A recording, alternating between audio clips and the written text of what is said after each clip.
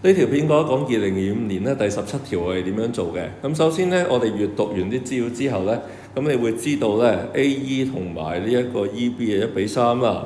咁至於咧上面咧就會係呢個2:1嚟嘅。咁我哋就會攞翻佢哋兩個之間咧嗰個 LCM 啦，4同3咁就倍大成為12。咁所以咧我哋去閱讀嘅時候咧就會係3:9啦。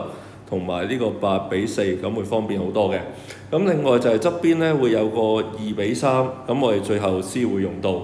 咁然之後最重要咧就係嗰個16 cm square 咧就會係 GCH 咁樣樣噶。好啦，咁我哋一開始會留意到咧呢一個平時嗰個 A square 同埋 B square 減 A square 嘅結構啦。咁呢一度咧，你已經見到好好啦，4嘅 square 咧啱啱好16啊，所以直接就已經可以用到啦。咁換言之，下面咧嗰一節咧就將會係9嘅 square 減4嘅 square， 即係65啊。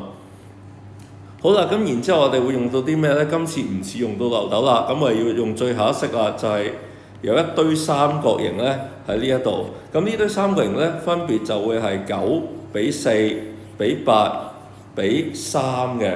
好啦，咁9同4啱啱好係13啦，咁所以咧側邊呢個三角形講緊嘅係 EDG 咧就會係對翻8份嘅，咁所以65除翻13乘翻8嘅時候咧，咁就會係40啦。咁跟住隔離呢一個咧佔3份啊，咁8就會對40啦，咁所以3咧就會對應係15噶。